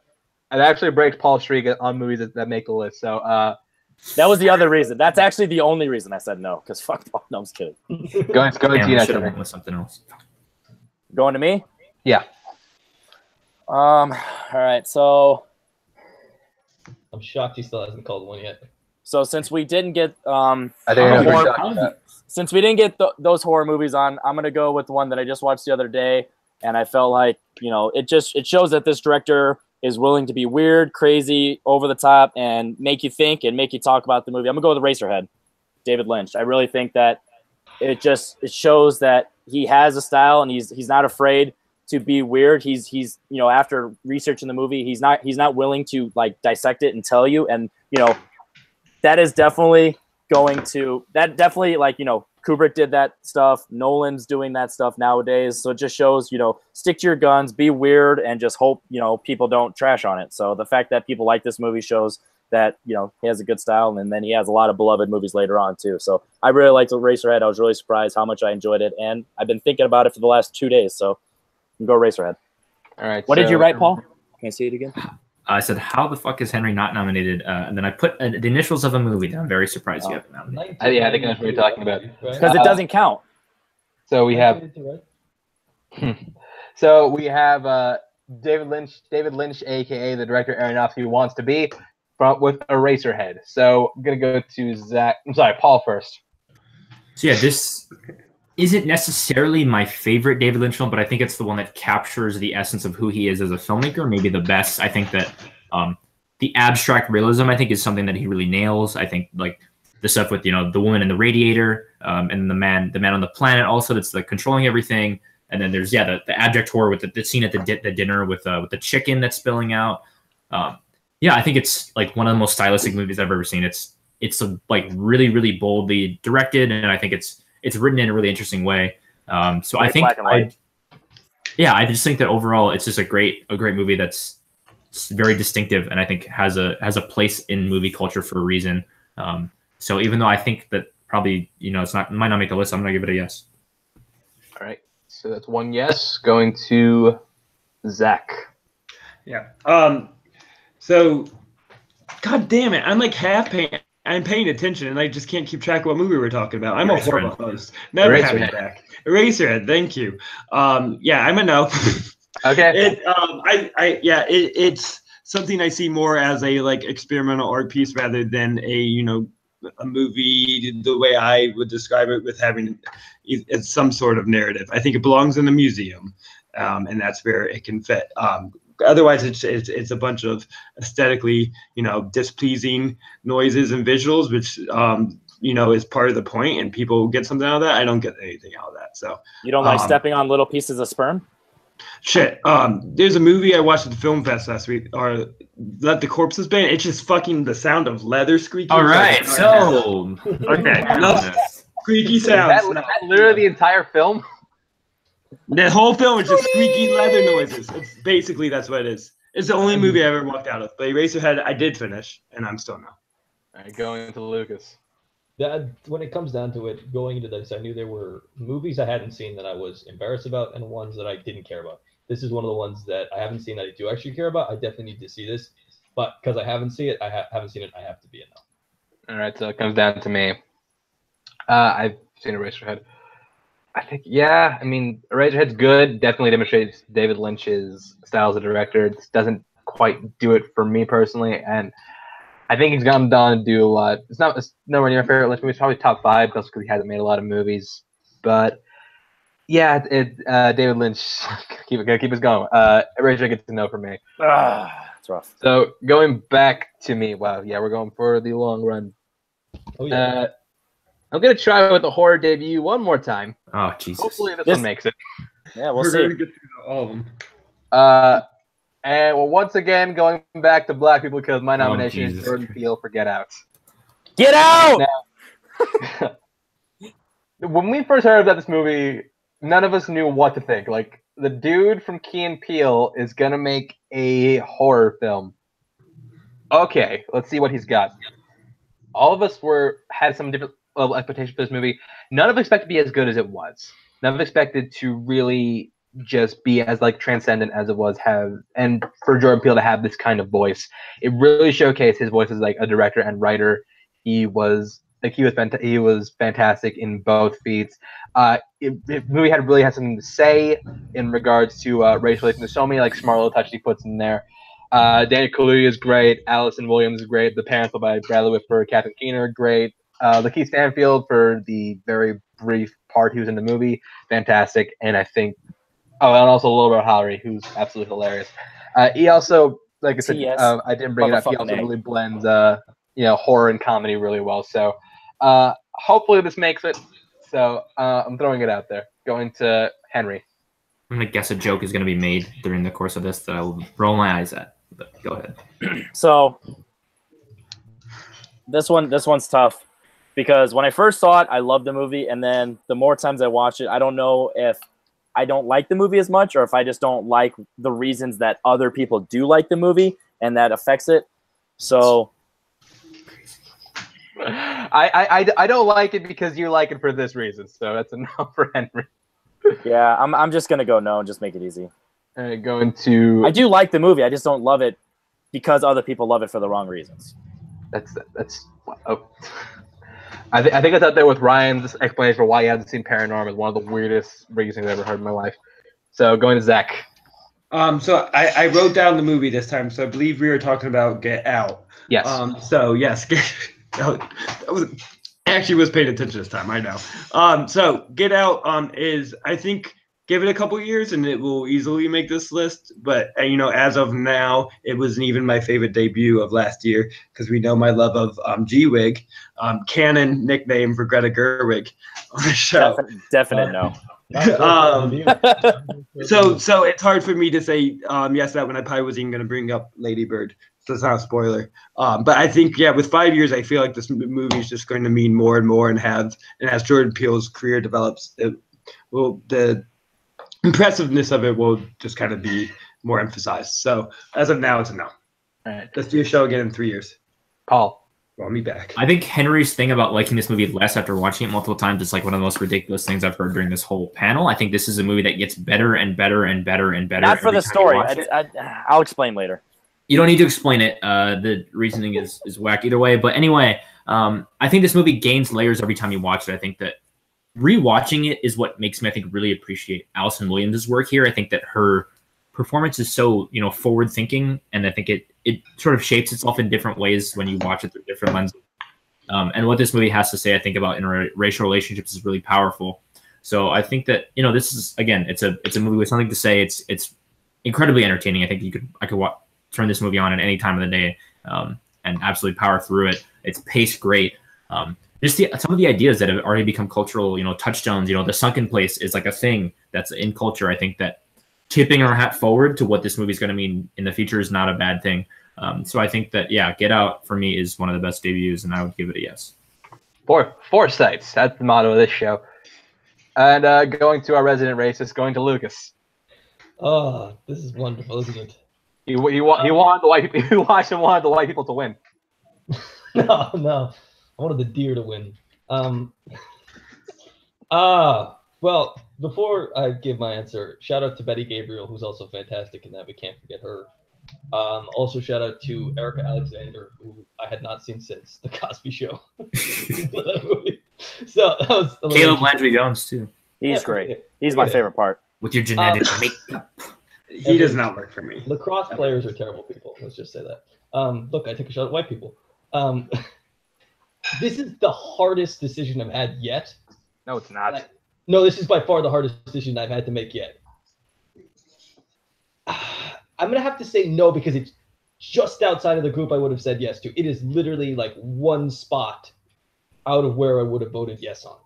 I also have one horror movie debut from recent years that I have slightly ahead of it. So I'm gonna say no. Please don't kill me. You can find my Twitter and tell me anything you want there. You're gonna get a lot of gifs of pitchforks and riots. So be ready. Get Out doesn't make top 7. Going back to Lucas.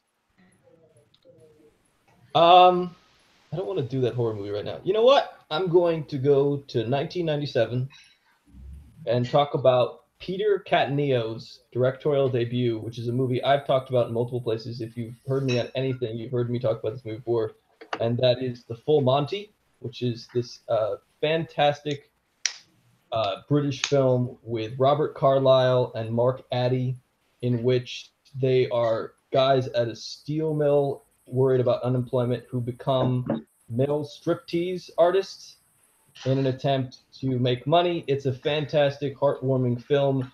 It's utterly hilarious. Robert Carlyle's striptease outside with a jacket full of change to set you sexy the highlights of the 90s films. Please vote for it. It's better than Titanic. It would have been hilarious if it won Best Picture. Oh, it is absolutely better than Titanic. There's no question about that. Going me first. Yeah, I think Full Monty's kind of been lost in the shuffle when we talk about great comedies. So I'm going to give Full Monty a yes. And I'm probably going to be the only one to do it, but I'll give it a yes. Going to Henry. Payback Lucas. I haven't seen it. Zach. I saw it when I was a child and probably shouldn't have been watching it as a child. I just loved those male strip shows when I was a kid. But I don't remember it at all. But can I, while I have the floor, oh dear Lord, I want to make an unprecedented move. Okay. I don't believe this is in the bylaws of the Full Metal 5. Oh God, is he going to retroactively change one of his votes? I'm going to retroactively change my vote. I was actually going to do it during the vote, but Henry's side chat is distracting me, and I missed my chance. So I'm going to change. I would like to change my Get Out vote to a yes because I was sold. You know what? I'm going to allow it. Fine, Get Out is. I wonder why. The man who put it up changes the rules for it. In my contract, I can do whatever the fuck I want. I will always make exceptions for white guilt. So Get Out is this next movie to make. Chance, this just gives you an opportunity to practice your editing skills. Now back to the Full Monty. I'm not going to edit this shit. So going to Zach. If this was edited, I would have Zach, Full Monty. Now there's only one spot left. I'm gonna so he said no. He said no. So it's okay. Now there's only one spot left. 2 hours to go for this episode. Zach, I'm not sorry. Paul. Yeah, I mean, I have a great fondness for all movies released in my birth year, but Jesus. As much as I do enjoy this movie, I think there's another Tom Wilkinson featuring debut that I would much rather have on this list. I'm going to vote no on that. I mean, I'm not going to necessarily nominate it, but yeah, I just don't think this movie is it does not cut it. There's like 10 to 15 movies I would have over this for debuts, so no. All right, Full Monty does not make it. Going to Zach for the next nomination. Yeah, Brian Michaels is pissed about this changing vote shit, and you're new. You can't make these decisions. I've been on this, okay? I am an alumnus and secretly running the ship. Chase actually has no control. He's like a professor with tenure. He can fuck a student and get away. Yeah. Oh, no. Let's not go that far. Yes. My students are college students. College professors. All right. Let's keep it moving, guys. Yeah. Okay, so I'm going Chance to pick. doesn't edit. Paul has important things to do. Okay, I'm going to pick something no Paul is not going to say yes to. And we all know I've been a maybe unfair defender of everything this director does. And I'm going to pick Say Anything. It is his first, correct? I didn't fuck this up. First, yes. Okay. So Say Anything is my choice. It's just it's an enjoyable film. I don't think he's like have a very unique director's touch, but he has a very specific, writer's touch that is exhibited, through Say Anything, through kind of the cheesy dialogue that he makes just like work and stick out and brings out all the, emotion and connection to the film. And John Cusack, I'm just a super fan of. So high fidelity forever, John Cusack. You and G-Wig will go on a triple date. Okay. Say no. And Natalie yes. Portman. Okay, so Lucas already wants to get his no out of the way. Thumb down. Let's go on. Next step. Next person. Hit it. I'll give it a yes. Going to Henry. Yeah, like he said, there's no style to this movie. It's just it's a rom-com. It's not really that funny. So yeah, no. Paul, deciding vote. It's not the worst Cameron Crowe movie, but it is very, very, very far from the best. It's entertaining, but no. All right. Well, Paul, your next nomination. All right. So for my next nomination, I'm going to go with another somewhat recent movie, I think, from a director that I think hasn't really shown too much since then. Oh my God, I know where you're going with this. But I think it's about the movie itself that's most important. I think this performance is one of the best in recent memory for me. And it's Dan Gilroy's 2014 film Nightcrawler.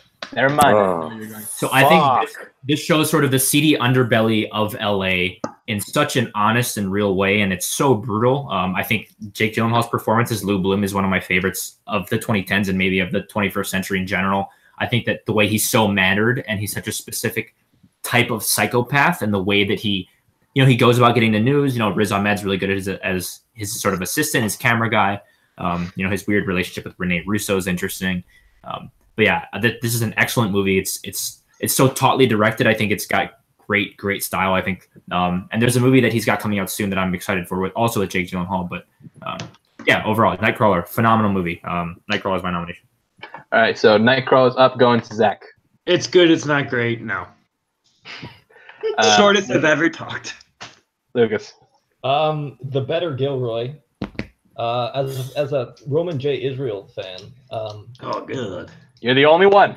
I like that movie. That's pretty good. Denzel is. It's not a great movie, but Denzel is utterly fantastic in it. He deserved the Oscar. I'm not denying that. I'm just saying. You know what? It's like not in my top 5 left, but it's like 6. I'll vote yes. All right. Going to me, I'm going to give it a no, which I think is a great character study. The movie itself is so. We're going to the guy with the Nightcrawler poster in the background to decide this vote. Ah, my goodness. You guys He's gonna get roasted for this one. You guys made this tough. If this wasn't the final spot, this would be easy, because the final spot. You literally can't win. You have a poster in the background. You're either a homer or or a poser. Wimp.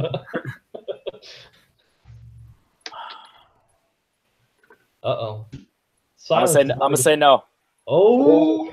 You just love hanging out with us so much. It can't stop. All right. Henry. You're going to me again? Yeah. Oh God. Okay. This is tough. All right. Is it? Yes. There's so many options though. Just pick one. Exactly. That's why it's tough. If you ranked them earlier, it'd be easy now. No, I did, but just because of what we have on there. Okay. Hold on. Give me 1 second. I'm fact checking something, and then I'm going to make my decision. I swear. If you just say it, we'll all fact check you first thing. No. Me and Paul have already fact checked each other like 40 movies.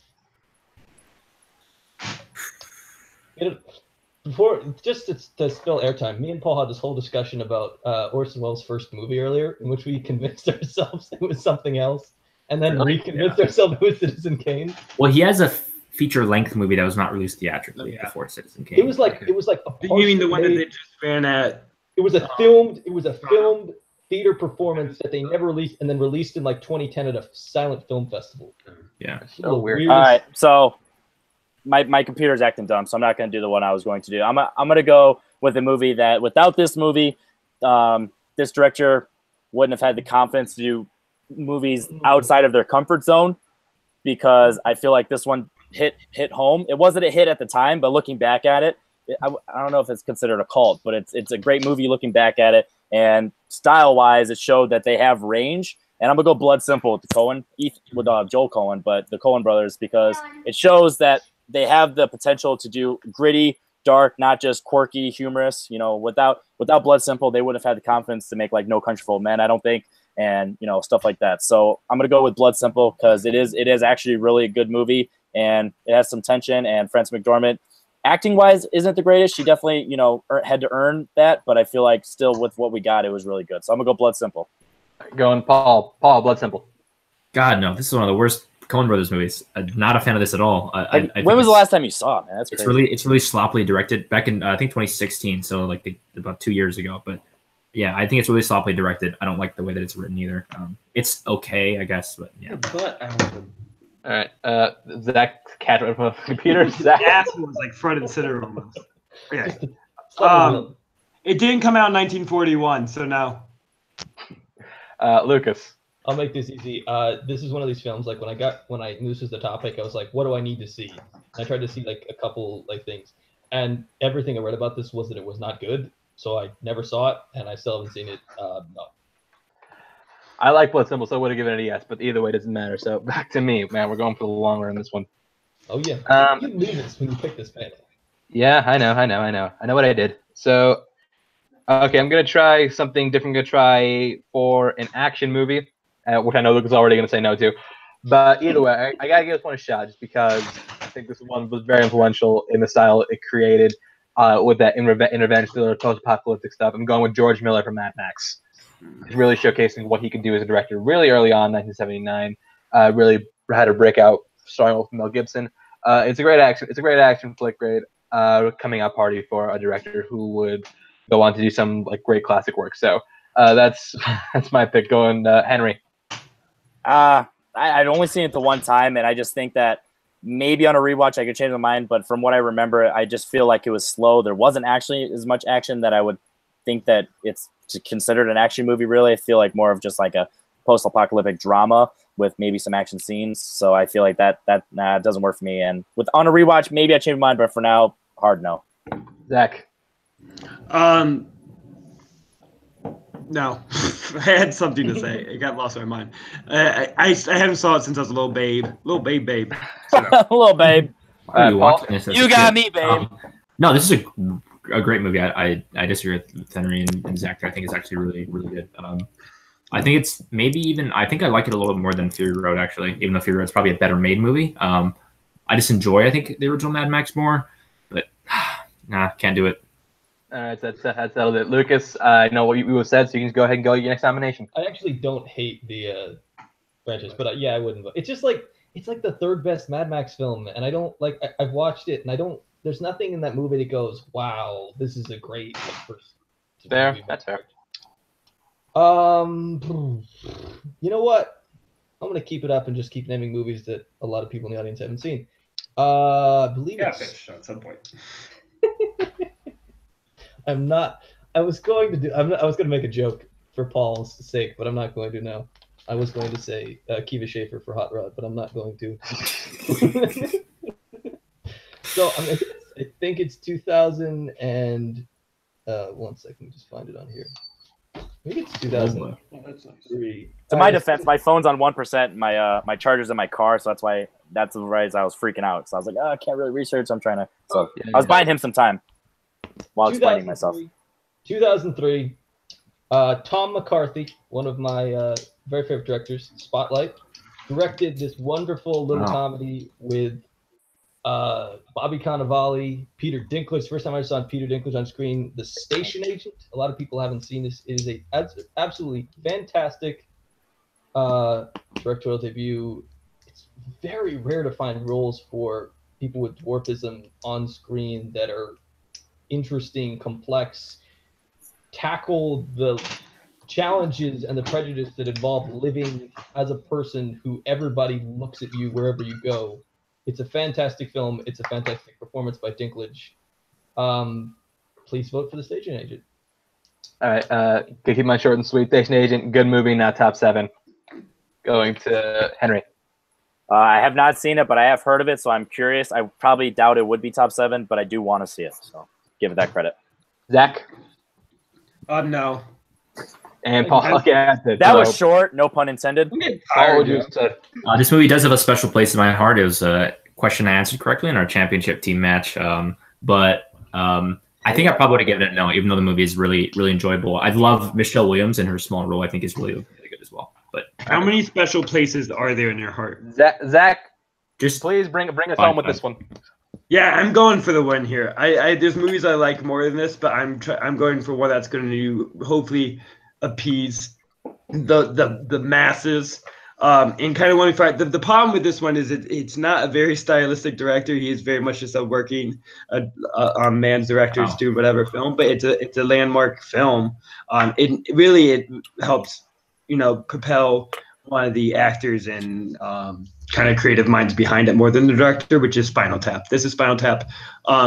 Is Rob Reiner's first one. It is one of the best kind of mockumentaries. It kind of started the mockumentary genre. There's probably stuff before it, but as far as like mainstreaming it and putting it front and center as a great comedic gold, it's a fantastic movie. Christopher Guest is a mastermind of the thing. Rob Reiner was a good fit for it, but it's just not his genre for it. But he had a great career, and this was a good start to his solid career after that. So I'm sorry, I'm getting way too tired to be a smart person. So Spinal Tap is my choice. All right, Lucas, this is Spinal Tap.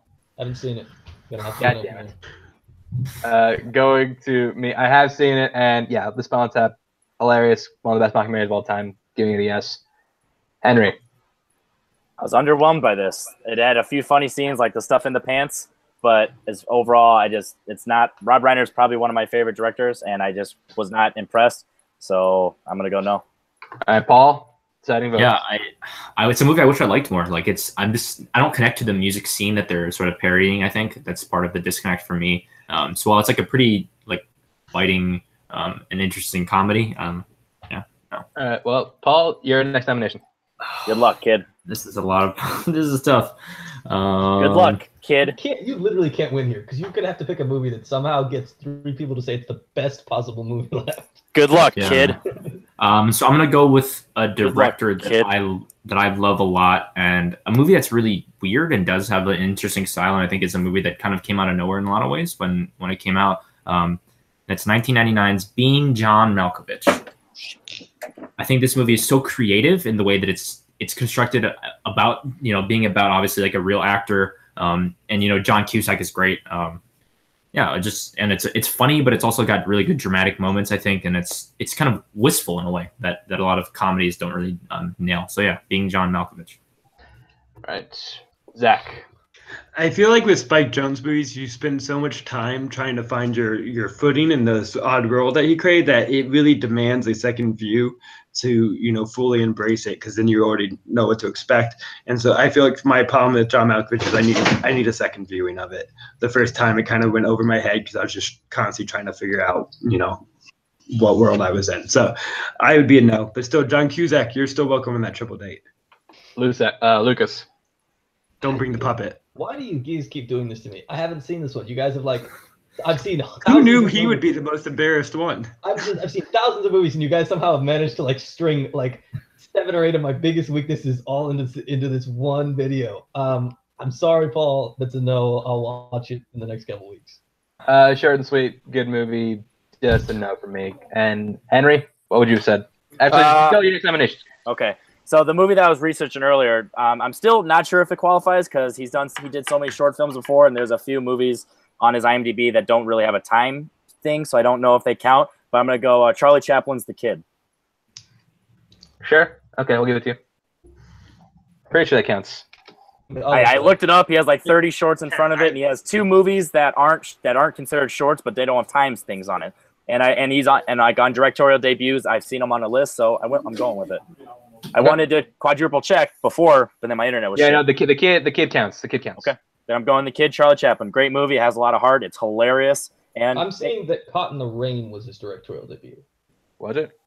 Caught in the Rain, 1914 was. I think that's the one, and then it doesn't really have a time thing on it, or it's 40. It was 45 minutes. That's the one. It was 45 minutes. So I don't know if that counts because it's less than an hour. Let's count The Kid and let's move on. Yeah, we'll count The Kid. I mean, it doesn't matter, does it? That's 7 years before. Well, let's find out. Paul, did the kid make top 7? Yeah, I was really disappointed by this. I'm a big fan of Seriously, Chaplin. wow. I didn't find this funny at all. I think this kind of misses a lot of the beats that make him a really great comedic actor, and just I don't know, just empty for me. That hurts. This movie's hilarious. Going to Lucas. I'm kind of in the Paul vote. I really do like Chaplin. Like Modern Times, I think is fantastic. But like this was one of the ones that I watched and I kind of finished and I was like, okay, like it didn't pop the way that I want Chaplin to pop. And Chaplin's fantastic. This one just wasn't. It's a no. All right, and Zach. I may have seen the kid. I don't know. Life's a blur when you're having so much fun. I don't know. So I don't know. Maybe. So I thought there would be way more love for this. All right, I'm gonna try. All right. God, why would you feel like you're like I need to end this game? I'm gonna go with a movie from 1921. It's like saying I need to throw a touchdown. Let's get my. I think he was trying to feed us. Because Charlie Chaplin's really loved, and I love the movie, so I thought maybe you guys would give him credit for the debut. I'm gonna try something. Hopefully this works. I can't believe the movie has not been. I retroactively changed my vote for the kid, and I'm now a yes. I'm just. Well, I would have said no anyway, so it didn't matter. So go on to me next. I'm gonna throw Kevin Smith's Clerks. Kevin Smith who had no prior experience. Come on. No one's saying yes to anything else. So no one. You haven't gotten a yes. So I gotta try Hail Mary pass. Actually, you know what? Forget what I just said. I'm gonna try something else. I'm gonna go with one of the great comedy directors of all time. I'm gonna go with The Producers by Mel Brooks. You know, this is the one that he came out. He really showed what he can do as a writer and a director. This movie is absolutely hilarious. A great satire of the theater world, and I think it's great. So, going to me next. I already know I'm gonna get some notes. I'm gonna go to Henry first. I think everyone here knows that I'm not a Mel Brooks fan, so no. Sash, you didn't see it. Yeah, you haven't seen it, Zach? Oh, I see. You fucking blew my mind. I don't know how I missed that. I love The Producers. When I did my since I only see movies in 1967, 1941, it is my second favorite movie after Jungle Book, which is unfair, but it's my favorite non-animated movie from 1967. I find it hilarious, and I think it was very brave or like very daring. Brave's not a good word. Very daring for the time. And Mel Brooks was ahead of the time and kind of elevated comedy to something a little more. Riskier than what it was. And Gene Wilder is one of my favorite comedic actors, and I think that's his funniest performance. And I quote nothing, but I do quote that scene where he's wet and chaos is happening. So, Producers, yes.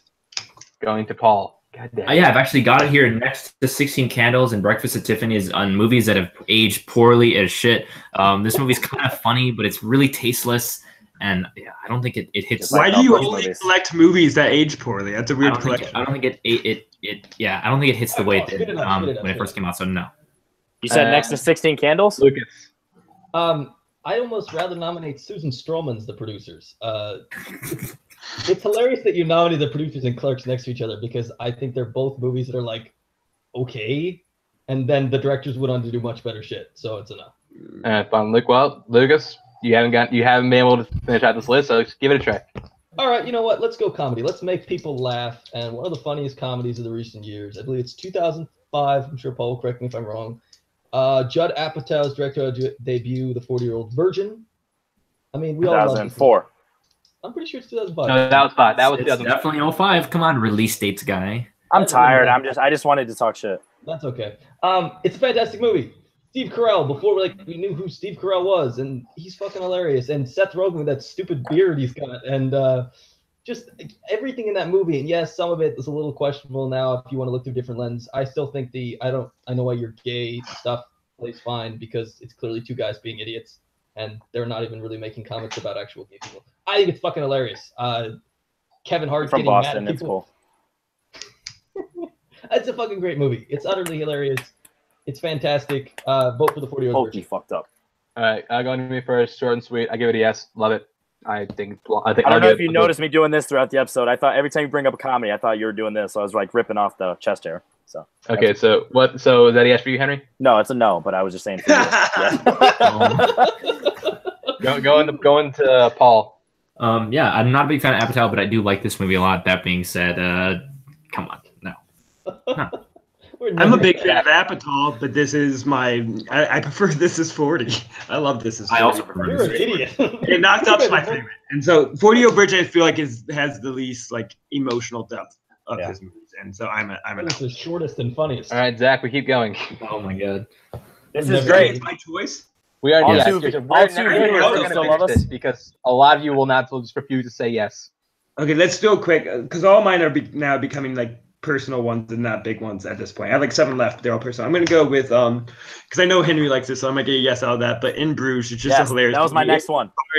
It probably also doesn't age that great, but it brought back the Pharaoh Assance, and Brendan Gleeson is an underrated actor, and this is really putting him front and center for a rare moment, and he's great in it. Just I like him better than Colin Farrell's performance. But it's really funny and heartbreaking, and I say In Bruges. All right, Lucas. You're a fucking inanimate object. His One of my brother's favorite lines. John Michael McDonough, his brother's directorial debut is better. I'll vote no. Oh Jesus Christ. I do not like the guard. I'll give it a yes. Henry. Oh. Giving up now, aren't you? Yes, I was literally going to ask you if I can go next so I can say this one. Yes. Yes, yes, yes. All right, fine. So, Paul, what would you say? Yeah, I would have said no. By the way, the Pharaoh Assance started with Miami Vice in 2006. Don't at me. Yes. Let's continue. That is a fucking lie. My I this is awesome. I did just give up because everyone's saying no. Everyone's saying no to everything. This is just as hard as last week. So, we have our 7. Not as hard as last week. We have good movies in the list. Most of these movies are considered. But do we want to do our mention? Do we just want to keep going with the show? I kind of do Honorable want to do a mentions. few honorable mentions. A few. Our mentions. Okay, so we can do it. We can do it. All right. So I'm gonna go to Zach. Our mentions that you have. I mean, some of my favorite movies actually were on this list. I just didn't think they had any chance. So, Kicking and Screaming by not the Soccer Will Ferrell movie, Noah but Baumbach. Noah Baumbach's Kicking and Screaming. I love American Summer. I'm so happy you got to be #1 on a previous list. That movie is one of my favorite comedies, but I know that would get some hate. Bottle Rocket, just because it's Wes Anderson, he's one of my favorites. Slacker is a very interesting debut. I don't think it's a great movie as much as just a good experiment by Richard Linklater. Triplets of Belleville, I actually considered bringing up just to be a dick. But I love That's his favorite animated movie. Sylvan Chomei movies. Garden State, I always had a deep connection because I was 14 when that came out, so of course I love it. But Zach Braff, I know, has a bad rap. And Shotgun Stories by Mike Nichols is an excellent movie, and really, Mike Nichols is responsible for bringing Michael Shannon to us, and that's one of his great performances. So, yeah. Mike Nichols. Jeff Nichols, guy. Jeff Nichols. I was gonna say. I'm a I grandma. was gonna say because I have Mike Nichols on my list. Who's Afraid of I did Virginia? as well. I did as well. Would have probably been my next nomination. Michael Clayton is one that I really want to nominate, but I didn't think The Panel was a big fan of. That's one of my favorite movies. I love the procedural. Henry V, I was close to nominating. I think that's an excellent debut. Hunger, Stephen McQueen's Hunger, I think is great character study. Again, I think it's pretty underseen. Marty, Best Picture winner from 1955. Ed is 17 is a personal one that I think I love. I know people on this panel and not as much. I love it. Ordinary People is one that I really considered. Charles Lawton's Night of the Hunter, The 400 Blows, which I'm a little surprised didn't get brought up. The Virgin Suicides is another one that I'm really big fan of, especially the lead performance by Kirsten Dunst. Citizen Ruth, I'm a big fan of as well. Thief, Michael Mann's debut, and District 9 are kind of, that's my list. Yeah. Okay. Lucas, any honorable mentions? Oh yeah, like a billion. Just to name a couple, I agree with Paul on Who's Afraid of Virginia Woolf. Ronald Jaffe, The Killing Fields. Ryan Johnson's Brick is fantastic. Please watch that. Ben Affleck, Gone Baby Gone. Maybe his best. Fucking movie. Boston. I'm gonna say it. Akiva Schaffer, Hot Rod. Fuck you, people. I love Richard Curtis's Love Actually. That's unpopular. I agree with Neil Blomkamp, District 9. I am one of the few fans of Scott Cooper's Crazy Heart. Adam McKay, Anchorman is another one I almost brought up. John Michael McDonough, The Guard is fantastic. Okay. People should see William H. Macy's directorial debut, Rudderless. Like, nobody has seen that movie. It's fine. Joel Edgerton's The Gift, Denise Gamiz Erguvian, Mustang, and then Ari Aster, Hereditary. All right, and Henry, honorable mentions. Number 4 on my personal list, The Night of the Hunter. I just wasn't sure if you guys would have picked it because it's his only movie. I also would have gone Bottle Rocket because Wes Anderson, The Gift. Boys in the Hood, we talked about in the chat. It just never came up today. Friday. That thing So you is do. no one going to talk about Reservoir Dogs? Yeah, no one's going to talk about it. I like that to be an unspoken thing. I can't That would be believe that funny. he did not nominate Reservoir Because Dogs. it's not actually his first movie. He has My Best Friend's Wedding or whatever that one's called. So What? just like Quentin Tarantino's My Best Friend's Wedding. That thing you do, Amoris Perros, Frailty, and then 500 Days of Summer, and then I also would have said Hereditary. So Oh, 500 days. Ugh. That was like the Dark Knight episode. Everyone was waiting for someone else to bring it up. I'm surprised no one did. Honorable mentions: Reservoir Dogs, Clerks, Joss Whedon, Serenity. Paul, you're gonna hate me. I forgot about Serenity. That was a good call. Yeah, Paul, you're gonna hate me. 16 Candles. I was gonna make Serenity. I didn't think it'd make the cut. Matt Reeves for Cloverfield, Edgar Wright, Shaun of the Dead, Pee-wee's Big My Best Adventure, Friend's Tim Burton. Birthday. Sorry, guys. Dennis Hopper for Easy Rider, Wes Craven for Last House on the Left, Harold Ramis for Caddyshack, Zucker Abrams for Airplane, Samurai Evil Dead, Terms of Endearment, Sex Lies Videotape, El Mariachi, Med Society, Speed, Reality Bites, Lock, Stock, Two Smoking Barrels, Pleasantville, Don John, Antoine Fisher, Dawn of the Dead, Mission Impossible 3, Thank You for Smoking, Sin Nombre, Whip It, Zombieland, The Muppets, Attack the Block, Beach Rhymes in Life, Travels a Track Called Quest, Personal Pick, Donnie Darko, and Fast Time at Ridgemont High. So who had the longest list now? Yeah, I know. We have our 7. So to go over it, we have John Huston for The Maltese Falcon, Orson Welles for Citizen Kane, Sidney Lumet for 12 Angry Men, Shane Black for Kiss Kiss Bang Bang, The Two Terrors for Monty Python and the Holy Grail, Jordan Peele for Get Out, and Martin McDonagh for In Bruges. Can we all say, so this is the antithesis, we got to kick 2 off. If the opposite, 3/5 vote gets off the list. Can we all just unanimously say In Bruges is off the list? Yes. Yeah. Yes. Okay, cool. So that was easy. So now someone has to nominate something else to get kicked off. And since Zach, I'm gonna go to Zach. Oh, you gave it to me and then took it away and gave it back. It was great. Okay. Mwah, mwah, bang bang. That's my option. My choice. All right, Kiss Kiss Bang Bang is the nomination for off the list. I'm gonna go to Paul, who I believe nominated it. I'm cool with it being off the list. Okay. Fucking Alright, traitor. Going to me next, and looking at what we have, I think I'm definitely okay with Kiss Kiss Bang Bang being knocked off. You guys are a So bunch of shitheads. that's it. That cuts it. Kiss Kiss Bang Bang is not going on to It's a top bunch 5. of bullshit. What would you say that Kiss Kiss Bang Bang, Lucas? I think there's like a clear big 3 at the top, which is like the 3 classics, and then it came down to the other 3. And I think if we're gonna look at it, I think Kiss Kiss Bang Bang probably has the least impact going forward of any of those films, which is why I would have been cool with kicking it off. All right. And Henry, what would you say about Kiss Kiss Bang Bang? No, it definitely deserves to be on there. So Well, it doesn't matter what you say. It didn't make it. So, our top 5, we had Maltese Falcon, Citizen Kane, 12 Angry Men, Monty Python, The Holy Grail, and Get Out. So now we come to the ranking period. A spot on the list is going to be up for debate, and then we're going to up for voting. We're going to write down on No our more whiteboards debating, what deserves please. to be. No more debating, please. Love of God. please. We're going to go 5, 4, 3, and then the number 1 movie on the list. So write down what you think should go on the number 5 spot on the list. I feel like I know what you guys are gonna pick. You guys are dicks. Wow. Are you a psychic, bro? Yeah. Get out of my brain. Out of my brain. Nobody? Okay, cool. Into my car.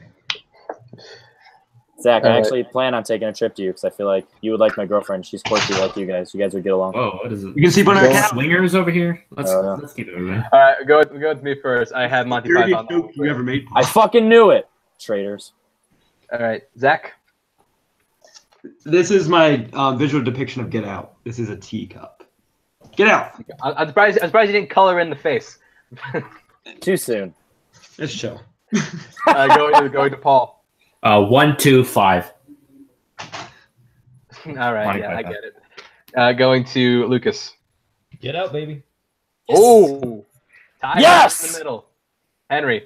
Get out. God damn. All right. Well, Whitey wins again because Get Out is at number 5. Goddamn right. Had to keep my reputation. All right. So now we go number 4. Spot on the list. Yeah, if basically. If this one's not all 5 of us, then I just will be totally confused. The top 3 I'm genuinely curious about, but yeah, with these. Come on. Let's go, guys. All right, so I'm going to Henry first. I go last. Holy Grail. It hurts me to say, but yeah, it's definitely fun. Lucas. Holy Grail. Pretty easy. Paul, must be didn't change. The Jay-Z song's better. I'm kidding. Holy Grail. That's wow. That's, okay. I also have Holy Grail, but Zach wants to hear drawing. Holy Grail. Nice. Even though we never actually see the Holy Grail in that film, except for when God shows it to him. So Holy Grail is at number 4. And now we go to number 3 movie on the list. And this one's gonna. Yeah, this one's fun. I don't know whether to go personal or whether to go objective. Oh, I'm going personal.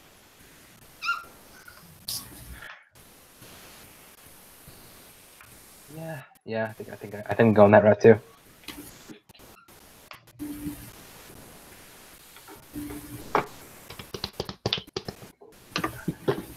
All right. Gonna give Zach time to finish his drawing. I have different colors. I'm not utilizing it right. All right, going to me first. It's the one I enjoyed the least out of these three. I'm gonna go Citizen Kane.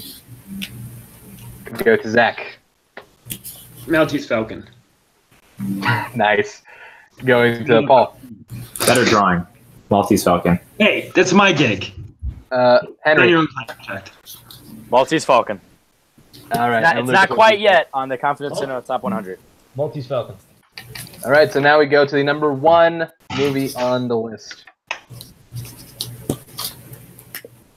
Wait, we're doing one, not... Oh, wait, okay. Yeah, we're going to 1 because like the loser automatically gets 2. Can we all just show our boards at the same time? That would be fun. No, because like it's gonna. I have to like put you up on the screen, so we can't do that. That's better. Suspense. I'm genuinely. This could go either way, so I'm definitely interested. I mean, obviously, Chance showed his cards early, but other than that, Did I? I mean, because what you voted for your number 3. So I may as well go first because you already know what I'm gonna say. True. Which now I know what our number 1's going to be. So cool. Going to me first. I have 12 Angry Men. Going to Henry. I know this panel is only 5 Angry Men, but I'm going to go with 12 Angry Men. Lucas. I'm sticking with what I think is the best. Citizen Kane. Go to Zach first.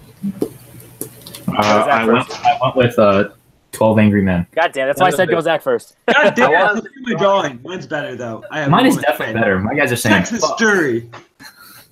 Well, we have our. I'm going to kill him, but you're not really, are you?